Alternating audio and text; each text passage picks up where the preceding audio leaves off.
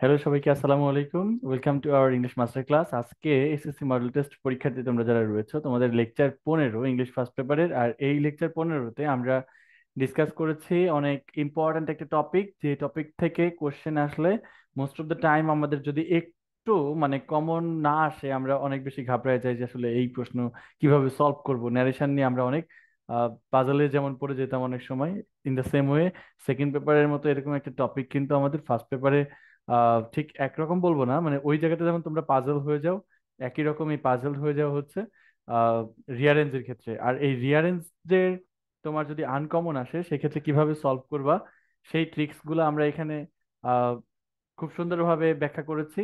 এই ট্রিক্স গুলা ডিসকাশনের মাধ্যমে আমরা আজকে বেশ কিছু ন্যারেশন সলভ করব, ইম্পর্টেন্ট কিছু ন্যারেশন সলভ করব। আরো অনেক অনেক ন্যারেশনের সলিউশন তোমাদের যে বই আমরা প্রোভাইড করেছি সেই বইয়ের মধ্যে পাচ্ছ। ওইখানকার যে সলিউশন গুলা দেওয়া আছে এক্সট্রা, সেই সলিউশন গুলা কিন্তু তোমরা, আমি আজকে ক্লাসে যে ট্রিক্স গুলা ক্লাসে দেখাবো, এই ট্রিক্স গুলা মেনটেন করে যদি পড়ে ফেলো তুমি, তাহলে অবশ্যই অবশ্যই পরীক্ষায় আসা যে কোনো রিয়ারেন্স তুমি খুব সহজেই সলভ করতে পারবে। চলো দেখে নেই। আমাদের টপিক তো বলেই দিলাম যে রিয়ারেন্স ছিল। তো রিয়ারেন্স জিনিসটা আসলে কি, এটা একটু বলি। মনে করো তোমার জি নাম্বার পর্যন্ত মোট ই এফ জি, 8টা তোমার ইয়ে থাকবে। আহ 8টা আমরা দেখি তোমাদের টোটাল এইচ পর্যন্ত মোট 8টা থাকবে। মোট 8টা হচ্ছে রিঅ্যারেঞ্জিং থাকবে। একটা স্টোরি, এটা হতে পারে কোনো ঐতিহাসিক স্টোরি, কোনো পার্সন সম্পর্কে স্টোরি, অথবা কখনো কখনো দেখা যায় একটা ডেসক্রিপশন, একটা বর্ণনামূলক একটা স্টোরি দিয়ে রাখছে। তো এই স্টোরি গুলাকে খুব এলোমেলো, ABCD এলোমেলো করে দেওয়া থাকে। ঠিক গল্পটা কেমন ছিল ওই গল্পটা তোমাকে লিখতে হবে। আর একটা কথা, তোমরা এক্ষেত্রে যে ভুলটা করো রিঅ্যারেঞ্জিং এর ক্ষেত্রে, দেখা যায় বক্স করে তোমরা আনসারটা করো, এন্ড দেন আবার নিচে প্যারাগ্রাফ করে লিখতে যাও যে টোটাল স্টোরিটা কেমন ছিল, প্যারাগ্রাফ আকারে লিখে দাও। এই প্যারাগ্রাফ হিসেবে লেখার কোনো প্রয়োজন নাই। তোমরা যদি বক্স করে কোনটার পর কোনটা হবে ওইটা জাস্ট লিখে দাও, ওতেই কিন্তু তোমার মার্ক হয়ে যাবে। বসে বসে সময় নষ্ট করার কোনো প্রয়োজনই নাই। তো চলো আমরা এই রিঅ্যারেঞ্জিং এর যে ট্রিক্স গুলো ছিল সেই ট্রিক্স গুলো দেখে নেই। তো প্রথমে জানতে হবে ভাইয়া, রিঅ্যারেঞ্জিং কত ধরনের হয়। দুই ধরনের রিঅ্যারেঞ্জ পরীক্ষায় আসে। একটা হচ্ছে হিস্টোরি, কোনো একটা ইতিহাস অথবা কোনো ব্যক্তিকে কেন্দ্র করে আসে, অথবা কোনো অ্যাবস্ট্রাক্ট টপিক, এমন একটা টপিক যেটা আসলে আমরা কোনো ব্যক্তি বা ঐতিহাসিক বলতে পারবো না, কিন্তু কোন একটা আইডিয়া লাইক অনেস্টি সম্পর্কে বলছে, অথবা তোমার বিউটি সম্পর্কে বলছে। এই ধরনের অ্যাবস্ট্রাক্ট কোনো আইডিয়া সম্পর্কে আসতে পারে। আবার বর্ণনামূলক কোনো ব্যাপারও কিন্তু আসতে পারে। তো চলো এই দুই ধরনের তোমার রিয়ারেঞ্জিং আসলে আমরা কিভাবে কোন রকমেরটা সলভ করব সেটা এইখান থেকেই শিখবো। দেখো, আমি তোমাদের হিস্ট্রি অথবা পার্সন বেস, কোনো একটা ইতিহাস কিংবা ঐতিহ্য কিংবা কোনো একজন ব্যক্তি, এইগুলো সম্পর্কে আসলে আমরা কিভাবে সলভ করব দেখিয়ে দিচ্ছি। নাম্বার ওয়ান, ওই লোকটার কোনো লোক সম্পর্কে যদি আসে, কোনো স্থান সম্পর্কে যদি আসে, ঐতিহাসিক ঘটনা, সেগুলোর টাইটেল কি ছিল এটা খোঁজার ট্রাই করব। অ্যান্ড টাইটেল বা সাধারণ কোনো বিবৃতি যদি আমরা না পাই, তাহলে ওই লোকটার নাম কি ছিল এটা আগে খোঁজার ট্রাই করব কোনো লোক ভিত্তিক হলে। তারপর তার জন্ম কোথায় ছিল, তার প্যারেন্টেজ কি ছিল। জন্ম তো বুঝতেই পারছো, জন্ম এখানে তার সাল থাকতে পারে। আবার জন্মসাল যদি আগে বলে দেয়, জন্মস্থান থাকতে পারে। তো প্যারেন্টেজ বলতে তার কোন বংশের অন্তর্গত ছিল, বাবা মামার নাম কি ছিল। যেমন রবীন্দ্রনাথ ঠাকুর আসলে ওখানে বলে যে উনি ঠাকুর বংশের একজন ছেলে ছিলেন। তো এই যে প্যারেন্টেজ গুলা, বংশগুলা, বাবা মামার নাম, এই জিনিসগুলা পরে থাকতে পারে।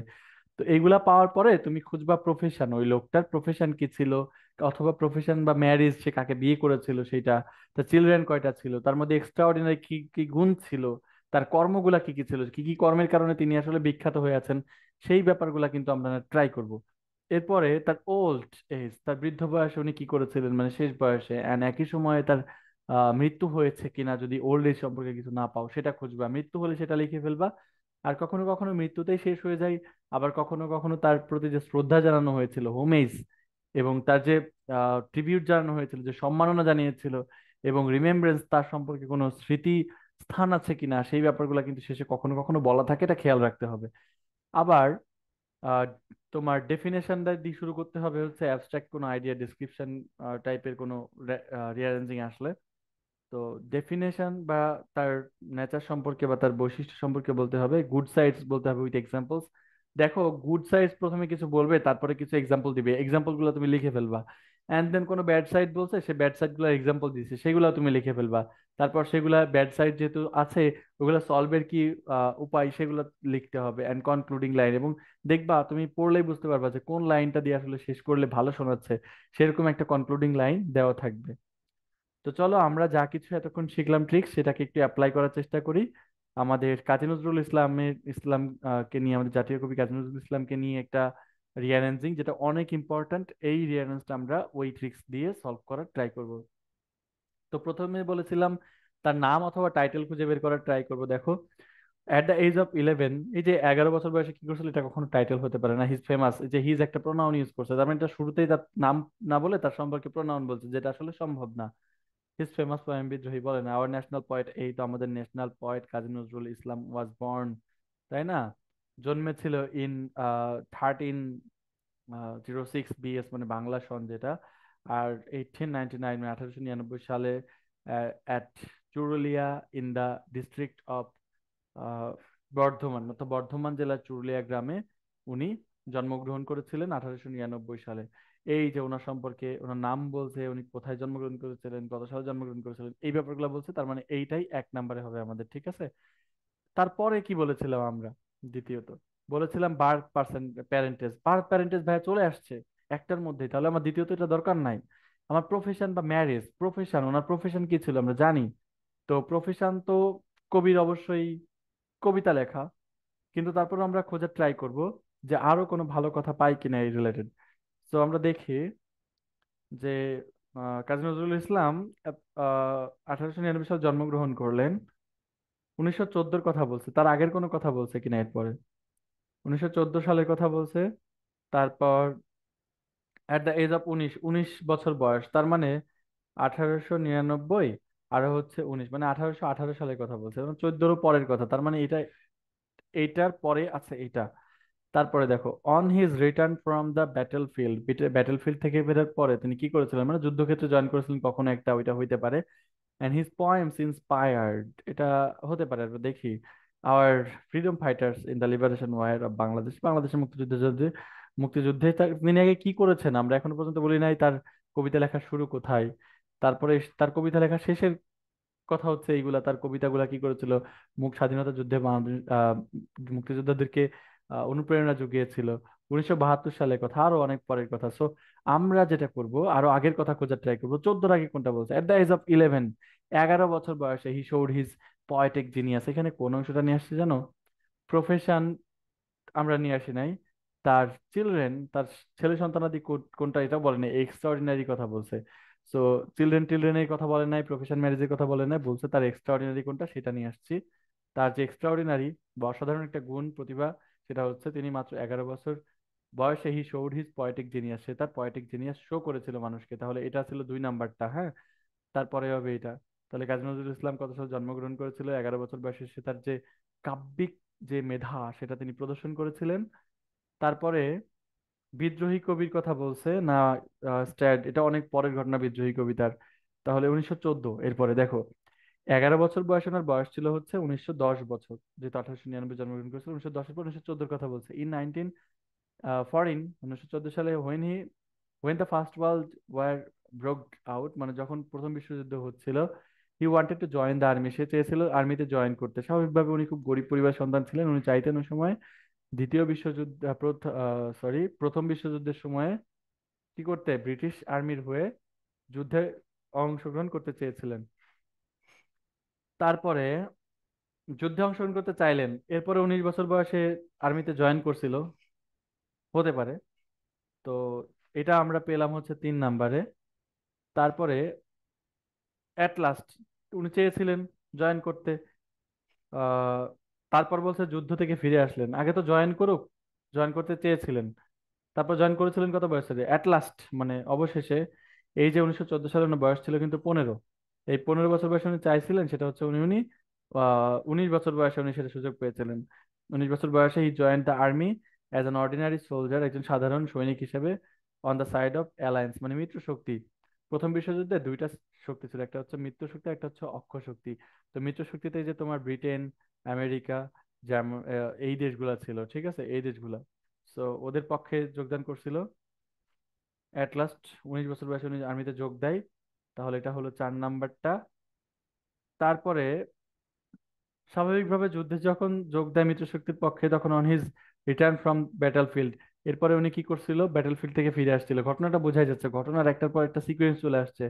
On his return from the battlefield, যুদ্ধক্ষেত্র থেকে ফেরার পরে, he gave up the sword, যুদ্ধক্ষেত্র থেকে ফিরে উনি কি করছিল, তরোয়াল রেখে দিয়ে, the pain, for the pain, তার মানে তিনি তলোয়ার ছেড়ে কলম হাতে তুলে নিয়েছিলেন, and began to write poems and traveled all the branches of Bengali literature। তার মানে আহ, তলোয়ার ছেড়ে, যুদ্ধ শেষে উনি ফিরে তলোয়ার ছেড়ে কলম ধরেছিল এবং কবিতা লিখতে শুরু করে, এবং বাংলা সাহিত্যের সকল শাখা প্রশাখায় তিনি বিচরণ করেন। তাহলে এটা হবে আমাদের 5 নাম্বারটা, যুদ্ধ থেকে আসার পরের কাহিনী বলছে। তারপরে এটা হলো সকল শাখা প্রশাখায় গেল। তারপর তার যে কবিতাগুলা, এইগুলা মানুষকে উদ্দীপনা যোগাইছিল, এটা পরের কথা। কিন্তু তার একটা কবিতা, সেই কবিতার কথা বলছি, ফেমাস ওয়াজ বিদ্রোহী কবিতা, স্টার্ড দ্য হোল নেশন, সমগ্র জাতিকে উজ্জীবিত করেছিল। 5-এর পরে এটা তাহলে 6 হবে। তাহলে উনি সকল বাংলা সাহিত্যে সকল শাখা বিচরণ করছিলেন, যেখানে বিদ্রোহী কবিতা কি করছিল, হোল নেশন বা সমগ্র জাতিকে উজ্জীবিত করেছিল, এটা 6 নাম্বার হবে।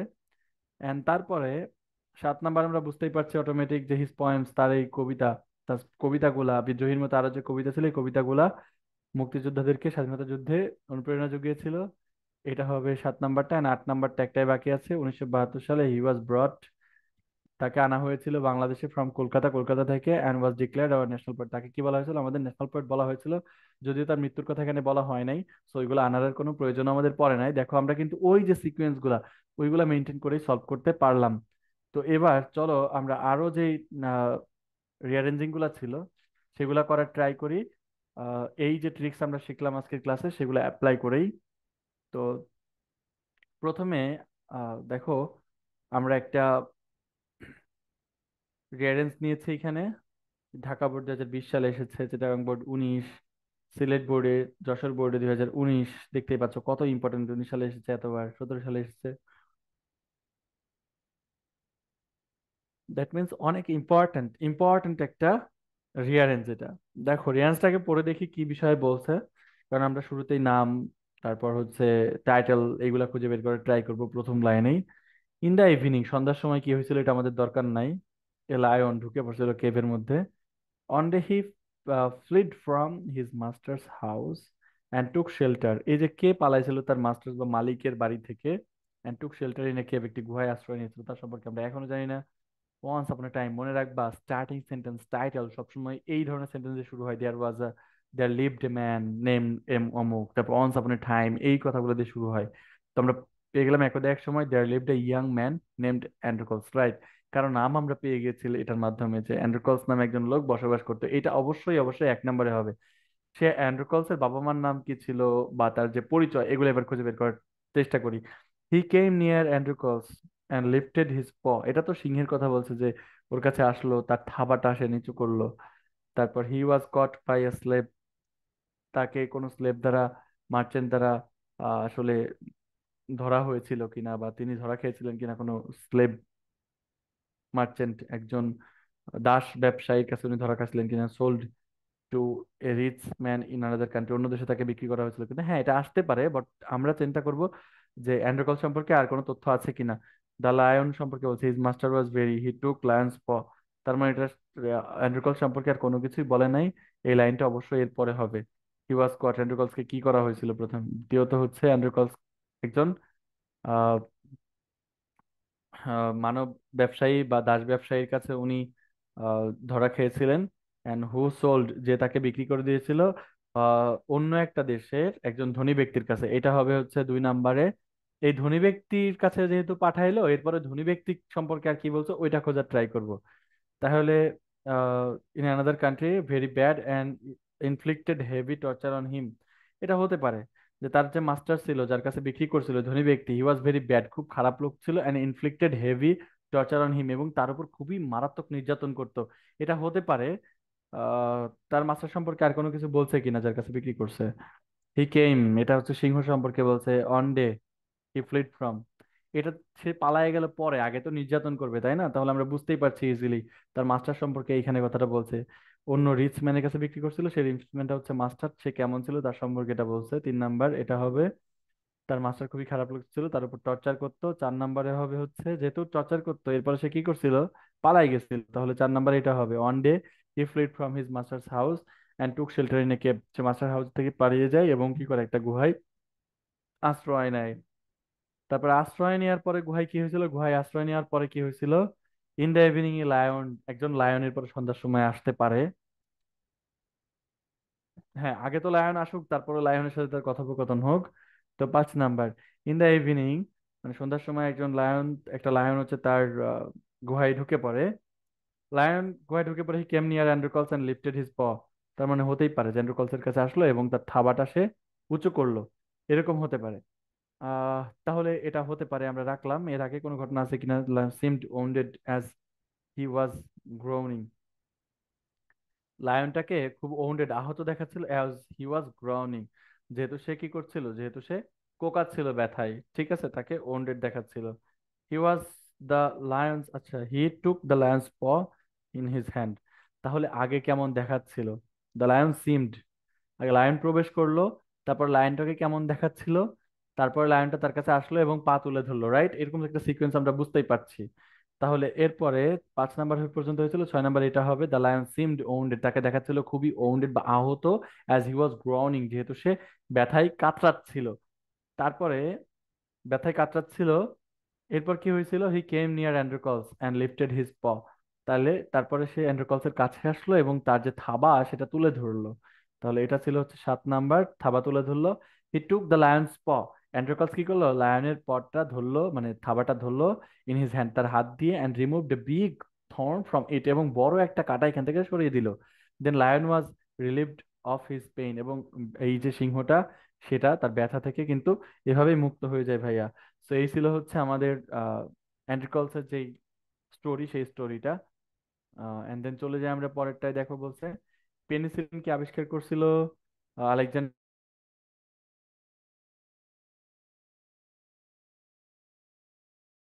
কে বলে লাভ নাই, কে এটা আবিষ্কার করছিল তার পরিচয় আগে দিই। হি পাস্ট বয়হুড,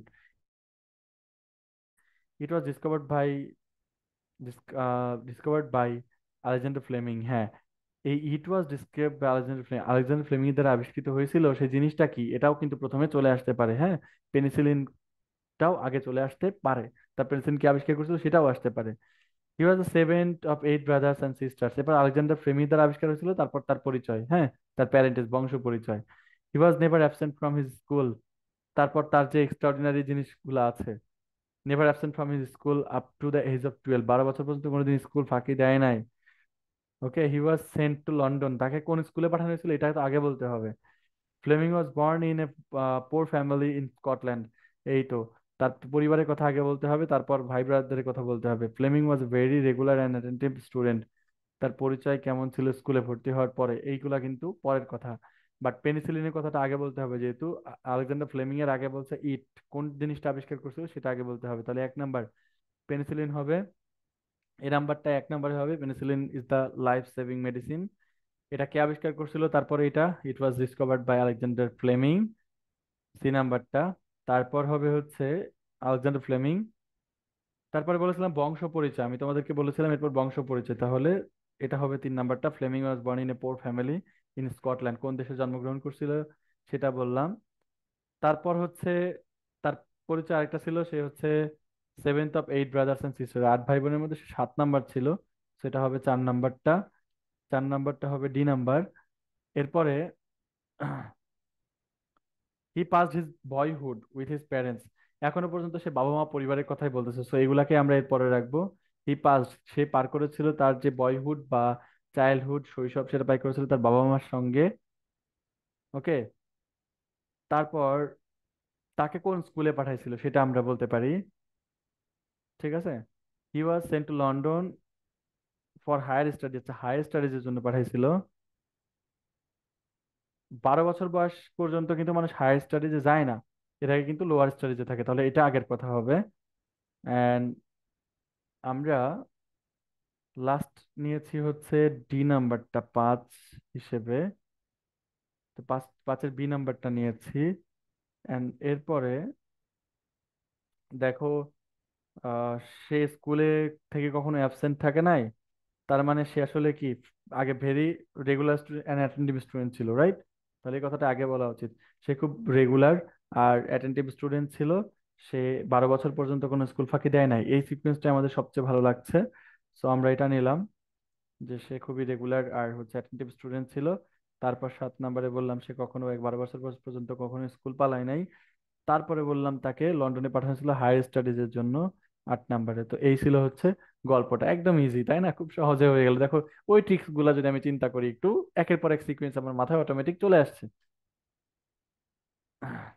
তারপরে দেখো, এখানে বলছে দ্য ডগ ওয়াজ কিউড, মানে এইখানে যে ডেসক্রিপশনের কথা বলছিলাম না, কোনো পার্সন না, কোনো ইতিহাস না, এইখানে একটা ঘটনা, নির্দিষ্ট একটা অ্যাবস্ট্রাক্ট ঘটনা। এই ঘটনা, গল্পটা তোমার সামনে কোনোদিন ঘটে নাই, তারপরেও এটা তোমার সাজাইতে হবে।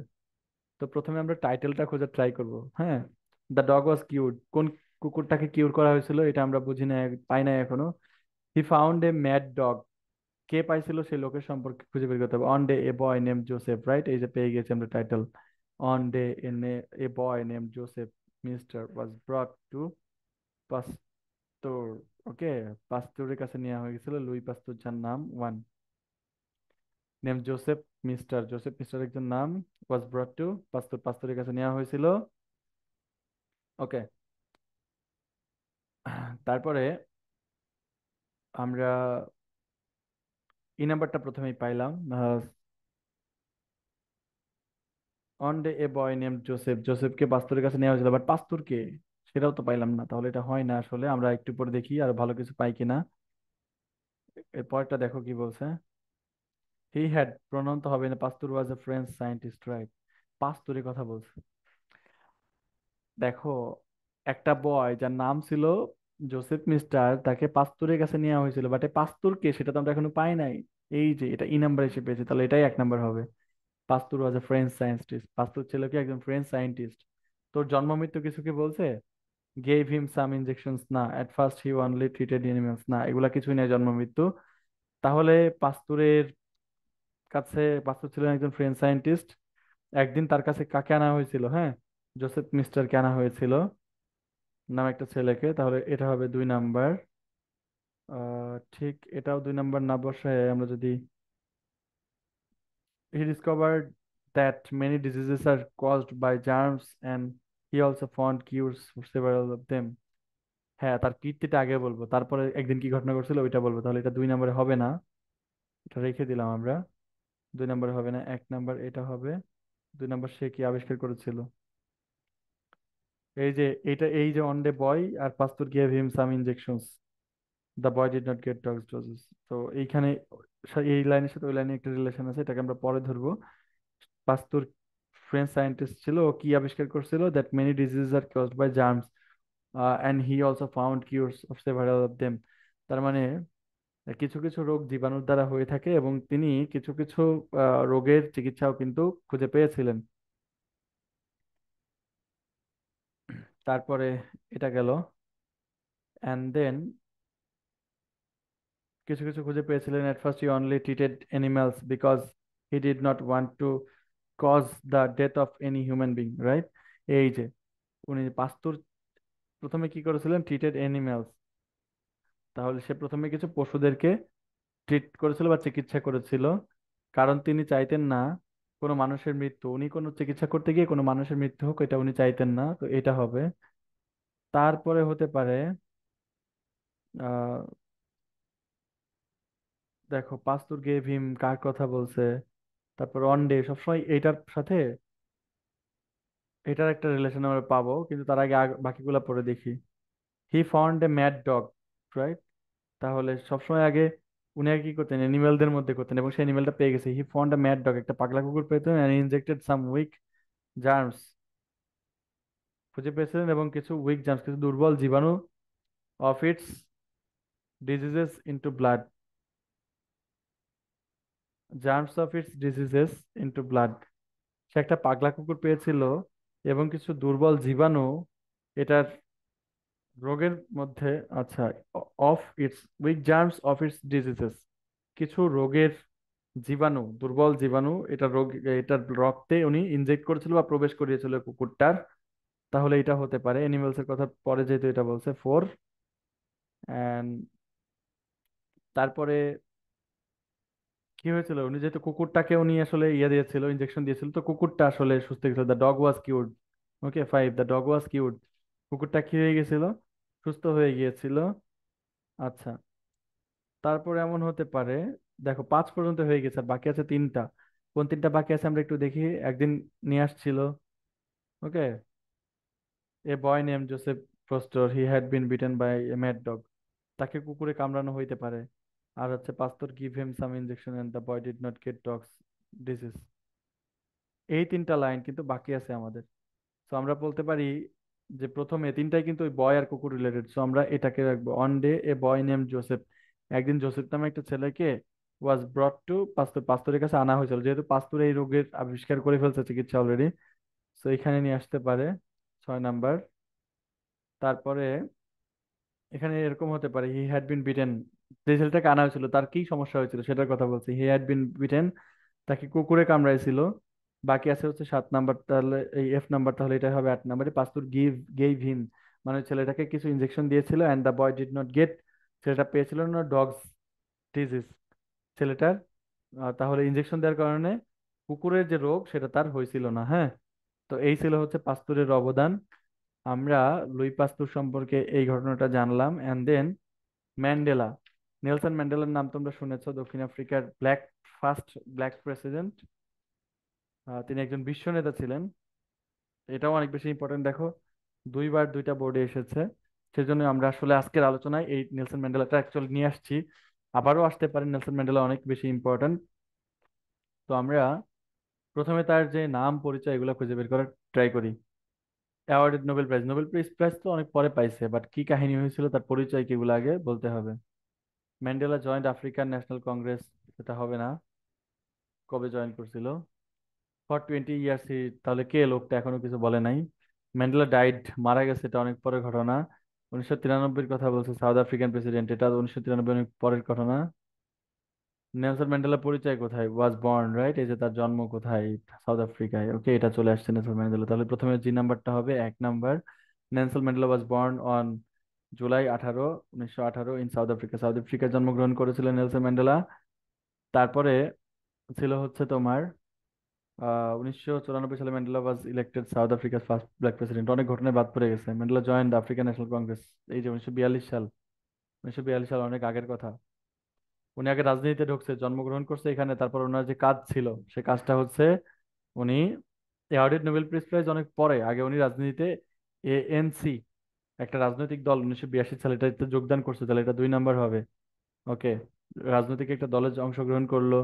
For 20 years he directed A campaign of peaceful non violent defiance against the South African government and its racist policies। তার মানে ফর 20 বছর ধরে উনি আগে রাজনীতির একটা দলে যোগদান করছে, দলে যোগদান করার পরে 20 বছর ধরে উনি একটা ক্যাম্পেইন বা একটা প্রচারণা, পিসফুল নন ভায়োলেন্ট ডেফিয়েন্স, একটা সংঘাতমুক্ত কোনো ধরনের বা শান্তিপূর্ণ একটা ডেফিয়েন্স বা একটা আন্দোলনের ডাক দিয়েছিলেন, আন্দোলন চালিয়ে গিয়েছিলেন। কার বিরুদ্ধে, সাউথ আফ্রিকার সরকারের বিরুদ্ধে। এবং সেই সরকারের যে তোমার রেসিস্ট বা বর্ণবাদী যে পলিসিগুলো ছিল, নীতিগুলো ছিল, তার বিরুদ্ধে উনি ক্যাম্পেইন চালিয়ে গেছিলেন 20 বছর ধরে। রাজনৈতিক দলে জয়েন করলেন, তারপর কি করলেন সেটা বললাম 3 নাম্বারে। তো 4 নাম্বারে আমরা বলবো আহ মারা গেছে, এটা তো বলা যাবে না, তাহলে এটা বাদ। 4 নাম্বারে 1993 সাউথ আফ্রিকা প্রেসিডেন্ট ডেক্লার্কের সাথে নোবেল পিস প্রাইজ পেয়েছিলেন। নোবেল কার সঙ্গে নোবেল প্রাইজ পেয়েছিলেন এটা পরের কথা। 2009 সালে ম্যান্ডেলা, এটা আরো আরো পরের কথা। তাহলে এটা এটা এটা হচ্ছে না, আর বাকি আছে কোনটা, এটা এটা হতে পারে। 1993 সালে was awarded with Nobel peace prize. হ্যাঁ, নোবেল পিস প্রাইজ আগে পাক, তারপর কার সঙ্গে শেয়ার করছিল সেটা আনি। ঠিক আছে, F.W. De Klerk was also awarded, তার মানে তাকেও কি করা হয়েছিল, নোবেল পিস প্রাইজ করা হয়েছিল। 1993 সালে সে আগে নোবেল প্রাইজ পাইছিল। Are also Nobel peace prize পাইছিল কে, F.W. De clerk. ঠিক আছে, F.W. De clerk. ও, তাহলে এরপর এটা হবে 5, উনিও পেয়েছিল। তারপর 2009 সালে he was declared Mandela day to promote global peace. হ্যাঁ, আমরা বলেছিলাম কোনো লোক আগে মারা গেলে তার কোনো রিমেম্বারেন্স থাকে, সেই রিমেম্বারেন্সটা হচ্ছে এটা ডিক্লেয়ার্ড ইন ম্যান্ডেলাস বার্থডে, ম্যান্ডেলার একটা জন্মদিনে declared Mandela day. To promote global piece, বিশ্ব শান্তির আহ, কারণে একটা তার যে রিকগনিশন, তার যে স্বীকৃতি স্বরূপ ম্যান্ডেলা ডে পালন করা হয়। এটা তো আগে মারা যাক, তাহলে মৃত্যুর পরে ম্যান্ডেলা ডাইড, তাহলে এটা আগে হবে 6 নাম্বার। ও, মৃত্যুর আগে আরেকটা কাজ বাকি ছিল। 1994 সালে কি হয়েছিল? ম্যান্ডেলা ওয়াজ ইলেক্টেড সাউথ আফ্রিকার ফার্স্ট ব্ল্যাক প্রেসিডেন্ট, তাহলে এটা হবে 6 নাম্বার। তারপর সে মারা গেল, 7 নাম্বার। এরপর সবাই মিলে তার এই জিনিসটা জন্মদিন, তার জন্মদিনে ম্যান্ডেলা ডে পালন করে আসছে। শেষ। পরেরটা আমরা চলে যাই। পরে কি ছিল দেখো। কার কথা বলছে? Mad they got mad shelter, কার কথা বলছে? নকশি কাঁথা, এটা এখনো পর্যন্ত বুঝি নাই। ইয়েট নূর বানু, নূর বানুর কথা বলছে। হ্যাঁ, এই নূর বানুর সম্পর্কে তো আমরা এখনো পর্যন্ত কিছু পাই নাই, পরিচিতি পাই নাই। তাহলে আমরা পরটা হার হাজবেন্ড অ্যাজ নূর বানু ওয়াজ, যেহেতু নূর বানু কি হয়েছিল এগুলো তো এখনো পাচ্ছি না। কিন্তু a few years back Noor Begum lost everything for her revelation, কয়েক বছর পূর্বে। Her husband sold them, she together with her husband worked hard and made a lot of kathas। এটাও হবে না শুরুতে, তাহলে পরে আছে she had an ornament made of gold and she gave it to her husband to sell it। আমার একটা গহনা ছিল সোনা, সেটাও সে তার হাজবেন্ডকে দিয়ে যায় বিক্রি করার জন্য। আমরা এখনো পর্যন্ত বুঝতেছি না কি হবে। তো এ ফিউ ইয়ার্স ব্যাক, কয়, শোনো, a few years ago, once upon a time, এই টার্মগুলো দিয়ে শুরু হতে পারে, তো এইটা হওয়ার সম্ভাবনা আছে শুরুতে। আর হচ্ছে yet Nurbanu did not become frustrated, কি ঘটনা এখনো বলে নাই, তার ফ্রাস্ট্রেশনের কথা তো পরে পরে। নুরবানু, এটাও হতে পারতো, as Nurbanu was good at art in her early age, তার ছোটবেলা থেকে সে যেহেতু আর্ট মানে শিল্পের ক্ষেত্রে বা হস্তশিল্পের ক্ষেত্রে বা আঁকা আঁকির ক্ষেত্রে তার ভালো দক্ষতা ছিল। সে could make wonderful design in her kantha, সে তার কাঁথার মধ্যে ওয়ান্ডারফুল ডিজাইন করতে পারতো। তাহলে প্রথমে তো এটা আগে হারাই যাক, ই নাম্বার। শুরুতে আমরা ই নাম্বারটা বলতে পারি 1 নাম্বার হিসেবে, যে কয়েক বছর আগে ওর কি হয়েছিল, এভরিথিং হারাই ফেলছিল রিভারিজেশনের মাধ্যমে। পরে বলতে পারি আমরা সি নাম্বারটা, হার হাজবেন্ড ওয়াজ এ ফার্মার, তার পরিচয় বলছে তাই না? নুরবানু রিভারিজেশনে তার বাড়িঘর হারাই ফেলছিল, সবকিছু হারাই ফেলছিল। And 2 number, her husband was a farmer, তার হাজবেন্ডের পরিচয় বলছে। এন্ড দে হ্যাড এভরিথিং, তাদের সবকিছু ছিল, বাট দে বিকাম হেল্পলেস, কিন্তু তারা হেল্পলেস হয়ে পড়ে। হ্যাঁ, তার মানে হেল্পলেস হওয়ার কথা যেহেতু বলছে, আগে তো নদী ভাঙন হয়েছে, তার হাজবেন্ড কি ছিল এবং তারা কিভাবে সবকিছু হারাই ফেলল নদী ভাঙনের মাধ্যমে, সেটা যে ঘটনাটা আমরা তারপরে বলবো। এন্ড পরে হচ্ছে তারপরেও, তাই না? তাহলে সে হেল্পলেস হয়ে যায়, তারপরে Nurbanu did not become frustrated, সে কোনো ফ্রাস্ট্রেটেড হয় নাই বা সে হতাশগ্রস্ত হয়ে যায় নাই। অ্যান্ড ইন্সপায়ার্ড হার হাজবেন্ড, এবং সে তার হাজবেন্ডকে ইন্সপায়ার করেছিল to stand against all ods, মানে সকল প্রকার সমস্যার বিরুদ্ধে উঠে দাঁড়ানোর জন্য তার হাজবেন্ডকে ইন্সপায়ার করেছিল। এই 3 নাম্বারটা, এরপরে হবে এইটা। এরপরে তোমার বলা যেতে পারে 8 নাম্বারটা, শি হ্যাড অ্যান অর্নামেন্ট, তার একটা অর্নামেন্ট ছিল gold, she gave it to her husband and to sell it, support দেওয়ার জন্য হাজবেন্ডকে বলছিল তুমি এটা বিক্রি করে ফেলো, 4। ওকে। তারপর 5 নাম্বার দেখো, 5 নাম্বারে হবে এ নাম্বারটা, দে গট মানি, তারা টাকা পাইলো বিক্রি করলো যেহেতু। মেড এ শেল্টার, তার মানে ঘন বিক্রি করে একটা শেল্টার বানালো in makeshift house, and started making নকশি কাঁথা with new and old clothes and thread of different colour, বিভিন্ন রকমের সুতা দিয়ে এবং ব্যবহৃত এবং অব্যবহৃত পুরনো যেসব কাপড় চোপড় রয়েছে সেগুলা ব্যবহার করে তারা নকশি কাঁথা বানানো শুরু করলো। 5 নাম্বার এটা গেল। তারপর গেল। তারপর হচ্ছে আমরা বলতে পারি ডি নাম্বারটা, এই দেখো এখানে ডি নাম্বারটা কেন হবে, কারণ নুরবানু কিন্তু ছোটবেলা থেকে আর্টে ভালো ছিল। Make she could make wonderful design in her কাঁথা, কাঁথা বানানো শুরু করলো এবং সে কি করতে পারতো, ওয়ান্ডারফুল ডিজাইন করতে পারতো তার কাঁথার মধ্যে, 6। আর বাকি আছে হচ্ছে 7 আর 8, এটা তো হার husband sold them in market. Okay. She together with her husband worked hard and made a lot of কাঁথা, তাহলে ভালো ডিজাইন করতে পারতো। এরপরে বলবো 7 নাম্বারে এইটা, সে তার হাজবেন্ডের সাথে কঠিন পরিশ্রম করতে এবং অনেক অনেক কাঁথা তৈরি করতো। তারপর 8 নাম্বার, তার হাজবেন্ড সোল্ড দেম, এগুলোকে মার্কেটে বিক্রি করতো অ্যান্ড বিকাম সলভেন্ট, এবং তারা এভাবে আস্তে আস্তে ধনী হয়ে যায়, সলভেন্ট মানে ধনী। তো এই ছিল হচ্ছে নূর বানুর গল্পটা। এবার আমরা আরো একটা রিয়ারেঞ্জ আমরা সলভ করি, দেখো। এখানে ফজলুল হক সম্পর্কে বলছে, তার মানে ফজলুল হকের আগে পরিচয় থাকবে। আই এম নট প্লেইং, কারো একটা কথা সরাসরি তুলে ধরছে, তো এটা শুরুতে হবে না। His father was passing by, হবে না। From his boyhood he was very meritorious boy, তার পরিচয় দিছে, তার মানে এটা সেকেন্ড থার্ডে হইতে পারে। তাহলে হি অ্যাট অনস এন্টার্ড, এটা কে? এখনো পাই নাই। হিজ ফাদার কাজী ওয়াজেদ আলী, পাই নাই। One day the boy Fazlul Haque, right, was reading in his study. এই যে ঘটনার কথা বলছে, ডেসক্রিপশন, কোন একটা ঘটনা ঘটতেছিল, তাই না? একদিন দ্য বয়, বালক Fazlul Huq was reading in his study room, Fazlul Huq কি করতেছিল? তার পড়ার রুমে পড়তেছিল। হি স ফজলুল হক ওয়াজ রিডিং, কে দেখছিল? ওর বাপ দেখছিল, তাহলে বাপের কথা তো এখনো বলে নাই, তো এটা হবে না। The great leader of country whom we loved admire, Shere বাংলাকে ফজলুল হক, এটা শেষের কথা, একদম শেষের কথা, তাই না? যাকে আমরা মরার পরেও কি করছি? স্মরণ করছি। তো এক নাম্বার এটা হবে, on day the boy Fazlul Huq was reading in his study room, his father was renowned leader. তো এটাও আসলে মনে হচ্ছে না। পরিচয়টা আগে দরকার, his father was passing by.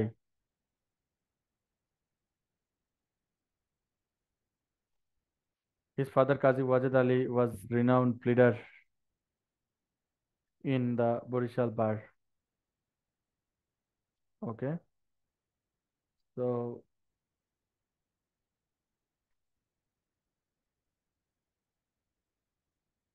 এটাও হবে না। হ্যাঁ, এটা একটা ঘটনার কথা বলছে, এক সময় সে পড়তেছিল, তার বাবার পরিচয় টরিচয় কোনো কিছুই নাই, সো এটা হবে না।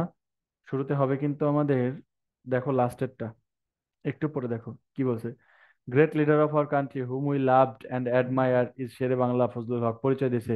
সেই লোকটা হলো কে? শেরে বাংলা ফজলুল হক, এটা পরিচয় দিছে, তো এটাই এক নম্বরে হবে। অ্যান্ড দুই নম্বরে হবে হচ্ছে এর পরেরটা, তার বাপের সব পরিচয় দিছে। His father Kazi Wajed Ali was renowned, তার বাপের পরিচয় দিছে, তার পরিচয়ের পরে, হ্যাঁ, যে বরিশাল বারের একজন প্লেয়ার ছিলেন, দুই নাম্বার। তো তারপরে বলছে এরপরে একদিন একটা ঘটনা ঘটছিল যে সে পড়তেছিল তার রুমের মধ্যে, কিন্তু তার আগে তার চাইল্ডহুডের কথাটা বলছে, হি ওয়াজ ভেরি মেরিটোরিয়াস বয়। হ্যাঁ, এই কথাটা আগে বলছে। সে খুবই ছোটবেলা থেকে খুব মেরিটোরিয়াস বয় ছিল, মেধাবী ছেলে ছিল। এবার মেধাবী ছেলে কেমন মেধাবী ছিল তার প্রমাণ দিতে গিয়ে এই ঘটনাটা নিয়ে আসছে। চার নাম্বার, একদিন সে তার স্টাডি রুমে পড়ছিল, পড়ার সময় কি হয়েছিল? পড়ার সময় his father was passing by, তার বাপ পাশ দিয়ে যাচ্ছিল, তাই না? পাঁচ নাম্বার, তার বাবা পাশ দিয়ে যাচ্ছিল। তারপরে এরকম হতে পারে যে বাবা যাওয়ার সময় দেখলো his Fazlul Huq reading lessons and tearing off his pages of his books on after another, মানে একটার পর একটা বই সে পড়ছে, ছিঁড়ে ফেলছে, তার বাবা এটা দেখলো। ছয় নাম্বার এটা। অ্যান্ড সাত number, he at once enter the room and said, সে একসময় রুমে প্রবেশ করলো এবং বলল, oh my boy don't play with your book, মানে ছেলে আমার, বই নিয়ে খেলো না, এই কথাটা সে বললো রুমের মধ্যে ঢুকে। অ্যান্ড ছেলের উত্তর দিল কি, I am not playing, I have already গান থ্রু দিস পেজেস, আমি অলরেডি এই বইগুলা পড়ে ফেলেছি। গান থ্রু মানে কোনো কিছু মনোযোগ দিয়ে পড়া, ঠিক আছে? তো এটাই হবে আট নাম্বার। এই ছিল হচ্ছে শেরে বাংলায় কে ফজলুল হকের গল্পটা। আমরা চলে যাব পরের যে রিয়ারেঞ্জিং, সেটার সলিউশনে। তাহলে চলো দেখে নেওয়া যাক পরে কি ছিল।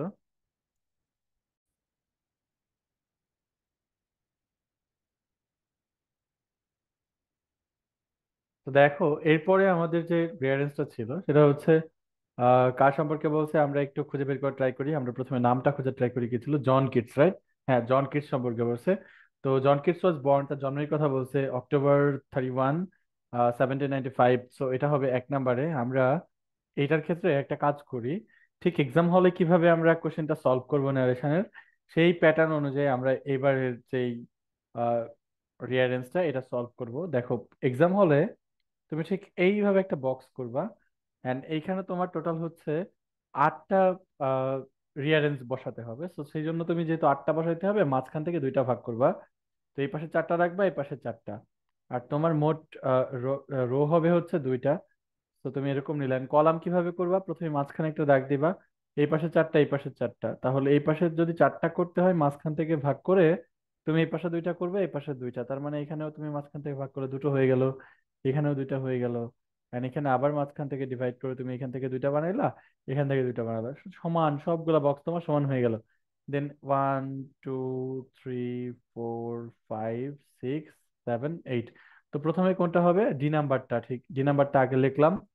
তারপরে জন কিটস ওয়াজ বর্ন কোথায় জন্মেছিল এটা বললাম। তারপরে দেখো তার পরিচয় বলছে যে সে আসলে বাবা মার কততম সন্তান ছিলেন, তার কততম সন্তান ছিলেন সেটা বলছে, eldest son of his parents, তার বাবা মার কয় নম্বর সন্তান ছিলেন? ইল্ডেস্ট, সবচেয়ে ছোট সন্তান ছিলেন। তো এটা হলো আমাদের 2 নম্বরে চলে গেল।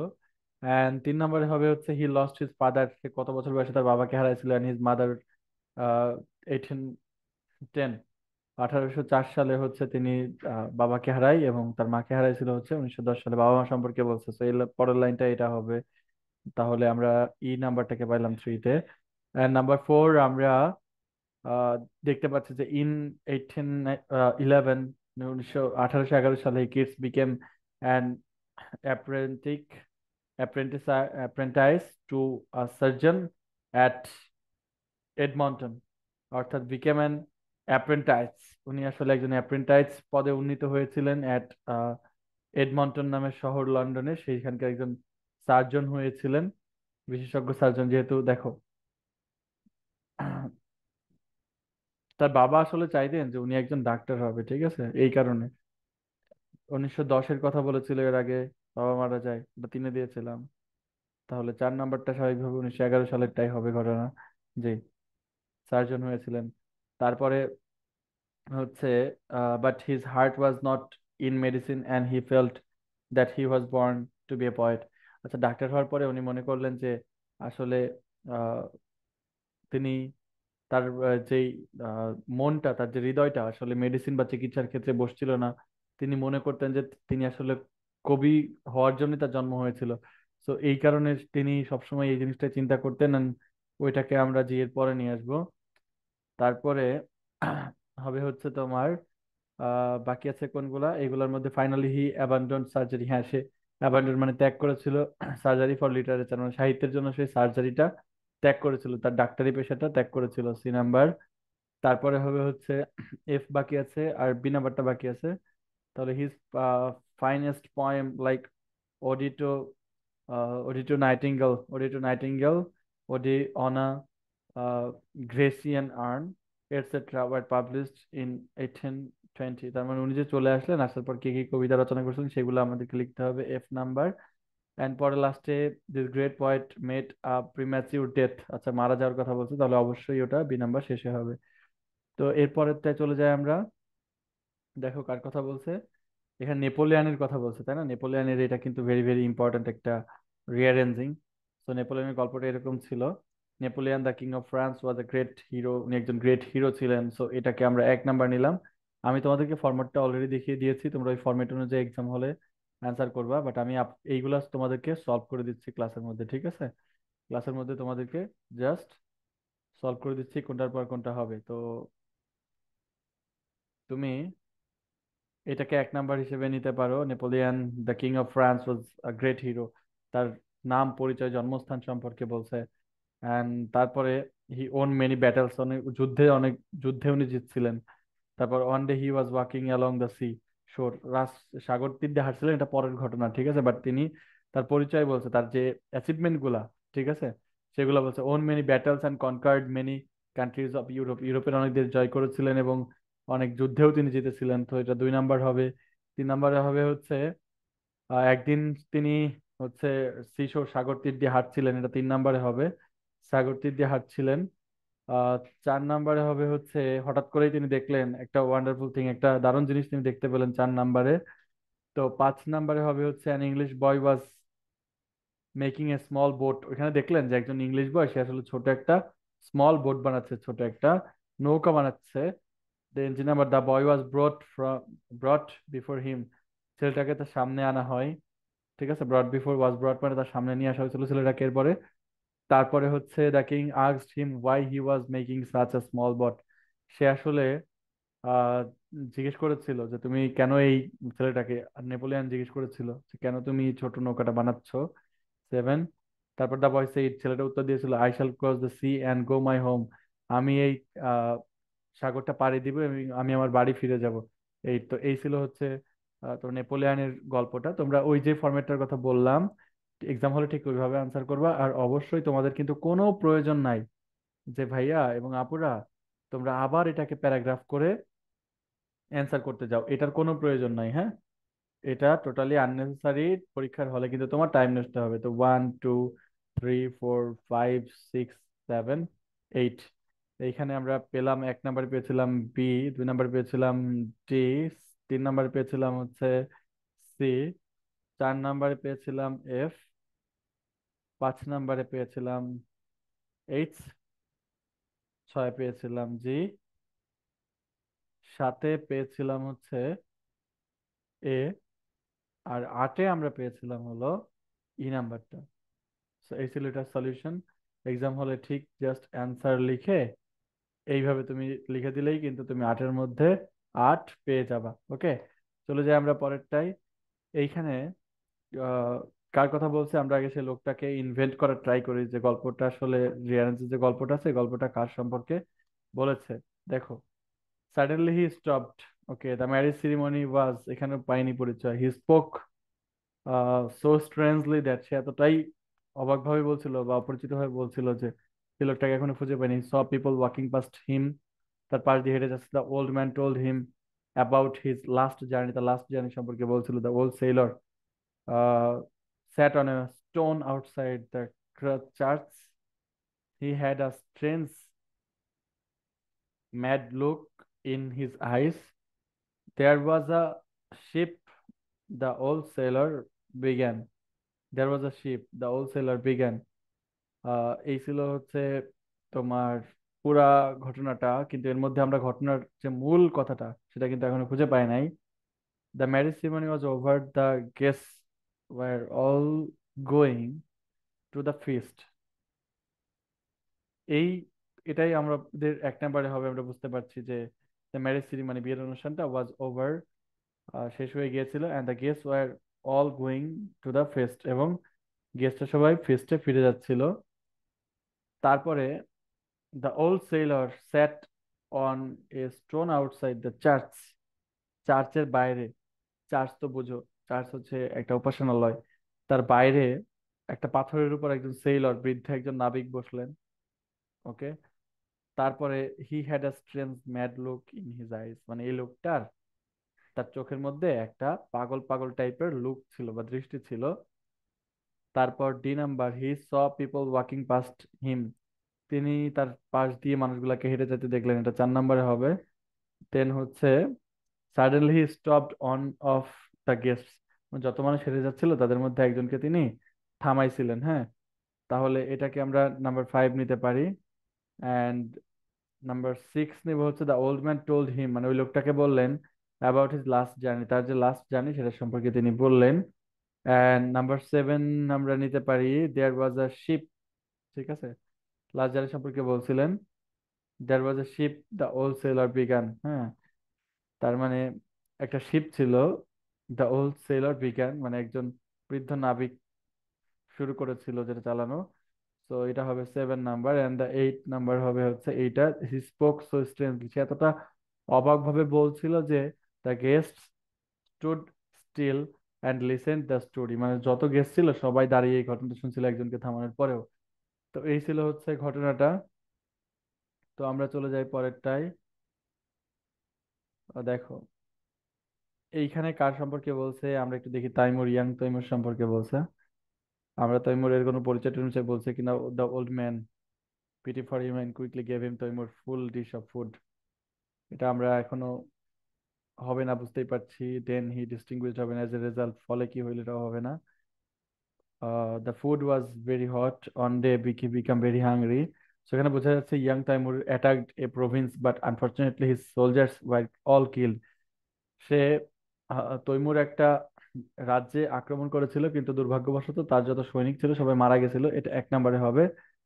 তো 2 নম্বরে হবে হচ্ছে তোমার দেন হি ডিসগাইজড হিমসেলফ, যখন হে যুদ্ধে হেরে যায় একা হয়ে যায় মানুষ তখন ডিসগাইজ মানে ছদ্মবেশ ধারণ করে, তার নিজেকে ছদ্মবেশ দেয়। অ্যাজ আ পোর ট্রাভেলার, একজন গরিব ভ্রমণকারী হিসেবে, and supported himself by begging, এবং ভিক্ষা করে নিজের দিনগুলা কাটাইতে থাকে। তাহলে এটা হলো 2 নাম্বার হবে একের পরে। তারপরে হবে হচ্ছে তোমার জি নাম্বারটা, one day he became very hungry, একদিন সে খুব ক্ষুধার্ত হয়ে যান, could not get anything to eat, এবং কোনো খাবার পাচ্ছিল না। ঠিক আছে, 3 নাম্বার।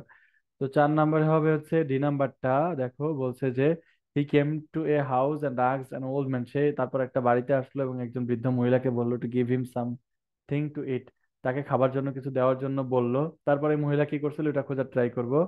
ঠিক আছে। 5 নাম্বারে হবে হচ্ছে এ নাম্বারটা, the old woman felt pity, মানে খুব দয়া হইলো তার জন্য, and quickly gave him a full dish of food, তার মানে পুরো ফুল ডিশ অফ ফুড, তার মানে এক বল তাকে খাবার দিল। হ্যাঁ, তাহলে এইটা আমরা 5 নাম্বারে নিতে পারি। অ্যান্ড 6 নাম্বারে হচ্ছে H he hurriedly dug his fingers right at the middle of the dish, সে ঠিক মাঝ বরাবর কি করলো, মাঝ বরাবর তার আঙুলগুলো বা তার হাতটা ডুবিয়ে দিল খাবারের, খাবারগুলো কিন্তু গরম ছিল। ওকে, তাহলে 5-এর পর এটা 6। The food was very hot, as a result he burned his fingers. Okay, তাহলে এরপর আমরা বুঝতেই পারতেছি যে খাবারটা গরম ছিল, তাই তার কি হয়েছিল, 8 নম্বর, তার আঙুলগুলা পুড়ে গেছিল। এই ছিল হচ্ছে ইয়াং তৈমুরের গল্প। পরেরটায় চলে যাই। কি বলছে, the king followed the advice of physician. Okay, সে রাজা চিকিৎসকের কথা বলছে, আমরা দেখি রাজার কথা কোথায় বলছে। তাহলে he did not undergo physical labor, the doctor was very wise, he became bulky and could not move. Okay, he did not perceive, once there was a needle king, একদা এক কি ছিল, এই যে আমরা টাইটেল দেখতে পাচ্ছি, একদা এক অলস রাজা ছিল, তো এটা হবে 1 নাম্বার, নিডল কিং ছিল। আহ, তারপর হি did not undergo physical labour, এটাও হতে পারে। তারপর দেখো সে কোনো পরিশ্রম করতো না, হি বিকাম বাল্কি, যার কারণে সে কি হয়ে যাচ্ছিল, মোটা হয়ে যাচ্ছিল। হ্যাঁ, তাহলে এর কারণে সে কি হয়ে যাচ্ছিল, মোটা হয়ে যাচ্ছিল। তাহলে আমরা বুঝতেই পারছি প্রথমে কোনটা হইলো। প্রথমে হইলো হচ্ছে ই নাম্বারটা, তারপরে বি নাম্বারটা হতে পারতো, কিন্তু এখানে আমরা কোনটা দিয়েছি 2 নাম্বারে, হি did not undergo, he advice the king heavy club, না, এটা হতে পারে না। তাহলে আমরা once there was an idol killed, এখানে এটা পাইলাম, এন্ড বাল্কি, তাহলে সে কোনো কঠোর পরিশ্রম করতো যার কারণে সে মোটা হয়ে যাচ্ছিল। তারপর মোটা হয়ে যাওয়ার পরে সে তো আর প্রেসক্রাইব করতে পারে না, he called in a doctor, doctor ডাকতে পারে, the king followed advice of his, heed advice king to move heavy club. Okay, সে এই জন্য মোটা হয়ে যাচ্ছিল, could not move anything or do anything, কোনো কিছু করতে পারতো না, তাই সে কি করছিল, একজন ডাক্তার ডাকছিল। ঠিক আছে, এই ডাক্তারটা ছিল খুবই জ্ঞানী লোক। 5, ডাক্তারটা ছিল খুবই জ্ঞানী লোক। অ্যান্ড 6 নাম্বার কি হবে, the king followed the advice and became slim and fully cute, he did not prescribe. Okay, খুবই জ্ঞানী ছিল, যে সে জ্ঞানী থাকার কারণে কি করছে, কোনো মেডিসিন প্রেসক্রাইব করে নাই। তাহলে 6 নাম্বার, কোনো মেডিসিন প্রেসক্রাইব করে নাই। তাকে পরামর্শ দিয়েছিল একটা ভারী ক্লাব, ভারী একটা লাঠি ঘোরানোর জন্য, টিল হি গট টায়ার্ড, যতক্ষণ না পর্যন্ত সে ক্লান্ত হয়ে যায়। নাম্বার 7, নাম্বার 8 হচ্ছে এটা সে অ্যাডভাইস শুনে এবং সে বিকাম স্লিম অ্যান্ড ফুলি কিউড, এবং সে এ রোগ থেকে মুক্ত হয়ে যায়। তো এই ছিল হচ্ছে সেই অলস রাজার গল্পটা। অলস রাজার গল্পের পরে দিনাজপুর বোর্ড 2017 সালে আসছিল এই কোশ্চেনটা। দেখো কার সম্পর্কে বলছে, ডক্টর কুদরতি খোদার এই রিয়ারেন্সটা, এটা অনেক ইম্পর্টেন্ট। তো প্রথমে বুঝতেই পারছো ডক্টর কুদরতি খোদার জন্মস্থানটা বলছে, তাহলে এটাই 1 নম্বরে হবে। ডক্টর কুদরতি খোদা was born Birbhum district of West Bengal, পশ্চিমবঙ্গের বীরভূমে তিনি জন্মগ্রহণ করেছিলেন। ঠিক আছে, জন্মগ্রহণ করার পর তার আমরা বলেছিলাম পরিবার পরিচয় এগুলো থাকলে আগে নিয়ে আসবো, তাহলে তার ফাদার সম্পর্কে 8 নম্বরে বলছে, দেখো দিস ফাদার হজরত শাহ আব্দুল মুকিত ওয়াজ আ পাইয়াস, একজন ধার্মিক ম্যান ছিলেন। And his mother Fashiha Khatun was also a pious woman, তিনিও একজন ধার্মিক নারী ছিলেন। তাহলে 2 নম্বরে এটা হবে। 3 নম্বরে হবে মাত্র 6 বছর বয়সে উনি কি করছিলেন, ওটা 3 নম্বরে হবে। He was admitted in Furqania, শিশুকালের কথা, madrasa, and then in an school, এবং তারপর একটা ইংলিশ স্কুলে ভর্তি হন। 1925 সালে he passed MSc in chemistry from Kolkata university. In 1929 he passed DSc doctorate of science from Imperial College England. Okay, এই ছিল হচ্ছে কুদরতি খোদা। এর পরের কথাটা 5 নম্বরের হবে হচ্ছে he showed extraordinary credit in every examination of his of the school. সে তার স্কুলের সবগুলাতেই সে আসলে এক্সট্রাঅর্ডিনারি অসাধারণ কৃতিত্ব দেখিয়েছিল। তারপর 1953 সালে he appointed chairman of secondary education board. তিনি সেকেন্ডারি বাংলাদেশ মাধ্যমিক যে এডুকেশন বোর্ড সেখানকার চেয়ারম্যান নিযুক্ত হন। 6 নাম্বার। 7 নাম্বারে হি ডাইড, তো এটা হতে পারে না, তাহলে এটা আগে 7 নাম্বার হবে। হি ওয়াজ গ্রেট কন্ট্রিবিউশন, তাহলে হি হ্যাজ এ গ্রেট, এখানে আসলে এ ছিল great, GREAT, great contribution scientific research of Bangladesh. 8 নাম্বারে তিনি মারা যান কত তারিখে, এটা হবে। তো এই ছিল ডক্টর কুদরতি খুদার রিয়ারেন্সটা। আমরা পরে কিং সলোমনের যেটা কিং সলোমনের রিয়ারেন্সটা আমরা এখন সলভ করব। এটা রংপুর ক্যাডেট কলেজ, হ্যাঁ, বোর্ড স্ট্যান্ডার্ড কিছু কোশ্চেন আমরা এই জন্য নিয়ে আসছি। দেখেছি যে যদিও এরা বোর্ড স্ট্যান্ডার্ড বলছি, কিন্তু এইখানে যে ঘটনাগুলা আছে সেই ঘটনাগুলা, যে রাজাগুলার গল্প কিংবা যাদের গল্প বলা ছিল ঐতিহাসিক চরিত্র, তারা আসলে খুবই ইম্পর্টেন্ট এবং অনেক বেশি পরীক্ষায় আসে, যার কারণে এটা নিয়েছি। দেখো সলোমনের কথা বলছে। সলোমনের ক্ষেত্রে everyone has hard of the name of, হ্যাঁ, সবাই সলোমনের নাম শুনে থাকবে, এটা 1 নম্বরে হবে। 2 নম্বরে সলোমনের কি পাইছিল সবাই? The queen of Sheba heard much about Solomon's court and wisdom. তাহলে কুইন অফ শিবা, শিবার নামে একটা জায়গার এক রানী, উনি সলোমনের কোর্ট, সলোমনের আদালত এবং তার যে উইজডম এবং বুদ্ধি সেটা সম্পর্কে অনেক বেশি শুনেছিলেন, এটা 2 নম্বরে হবে। 3 নম্বরে হবে হচ্ছে he attract by such reports, কিছু রিপোর্ট বা কিছু প্রতিবেদন দেখে অ্যাট্রাক্ট মানে আকর্ষিত হয়ে she came to test king, the king মানে তিনি রাজাকে আর পরীক্ষা করার জন্য আসলেন। And brought with her two garlands of flowers, এবং নিয়ে এসেছিলেন 2টা গার্ল্যান্ডস অফ ফ্লাওয়ার্স, ফুলের 2টা গুচ্ছ, আর ন্যাচারাল অ্যান্ড আদার আর্টিফিশিয়াল। তার 2টা ফুলের তোড়া ছিল, একটা হচ্ছে ন্যাচারাল ছিল আর একটা আর্টিফিশিয়াল ছিল, মানে একটা প্রাকৃতিক ছিল আর একটা হচ্ছে হাতে তৈরি ছিল বা আর্টিফিশিয়াল কৃত্রিম ছিল। তারপরে হবে D নাম্বারটা, দেখো শি প্লেসড দেম, মানে এই যে ফুলের তোড়াগুলাকে সামনে দিল before the king and to take the natural one, এবং বলতে বললো বলো তো কোনটা আসলে আহ ন্যাচারাল। ঠিক আছে, দেখতে আসলে 2টা একদম সেম ছিল। তো A number, Solomon was puzzled for a time, মানে এক কিছু সময়ের জন্য সলোমন পাজলড হয়ে যায়, মানে কনফিউজড হয়ে যায়। তারপরে কি হয় জানো? F নাম্বারে সি বিজ, আচ্ছা, দ্য বিজ came in and set the natural garland, এবং কিছুক্ষণ পর মৌমাছি এসে বসে ন্যাচারাল গার্ল্যান্ডের উপরে, ন্যাচারাল যেটা ছিল সেটার উপরে। তারপরে কি হয়েছিল? Thus then Solomon choose the natural garland. ঠিক আছে, মৌমাছি সাধারণত আসল ফুলের উপরেই বসে, মধুর জন্য নকল ফুলের উপর বসে না। সো ন্যাচারাল ওয়ান সে চুজ করে ফেলেছিল। And the queen was surprised and went away admiring king's wisdom, এবং তার বুদ্ধির প্রশংসা করে এখান থেকে চলে গিয়েছিলেন। হ্যাঁ, এই ছিল হচ্ছে তার গল্পটা। আর মেয়র মেয়র আর হচ্ছে তোমার হ্যামিলনের যে বাঁশিওয়ালা ছিল, এই গল্পটা কিন্তু অনেক বেশি ইম্পর্টেন্ট, ভেরি ভেরি ইম্পর্টেন্ট একটা গল্প সব জন্য, সেই জন্য আমরা এটা নিয়ে এসেছি। The mayor called, mayor call করেছিল। At that moment the people of the town came, এটাও হবে না। They said a long time ago, দেখো অনেক আগের কথা বলছে এখানে, তাই না? এটা 1 নম্বরে হবে, অনেক আগের কথা। The town of Hamelin in German, জার্মানির হ্যামিলনের শহরে মানুষজন বা এই শহরটা was faced with a great problem, বিশাল একটা সমস্যায় তারা ভুগছিল। It became full of rats, এটা আসলে সমস্যাটা কি ছিল? সমস্যাটা ছিল হচ্ছে এটা পুরোপুরি ইঁদুরে পরিপূর্ণ হয়ে গিয়েছিল। তো the people of the town came to the town hall, যার কারণে যত মানুষ ছিল টাউনে বসবাস করতো সবাই টাউন হলে চলে আসে, মানে মেয়রের অফিসে চলে আসে। তারপরে 4 নম্বরে হবে হচ্ছে D নাম্বারটা, they said to the mayor, তারা মেয়রকে বলে to do something about rats, মানে ইঁদুরের বিষয়ে কিছু করতে তারা মেয়রের কাছে রিকোয়েস্ট করে। অ্যান্ড 5 নম্বরে হবে হচ্ছে A নাম্বারটা, the mayor called a meeting of the councillor, কাউন্সিলরদের নিয়ে মেয়র মিটিং ডাকে, the mayor and the councillor talked about the problem, সবাই এই সমস্যা সম্পর্কে কথা বলছিলেন।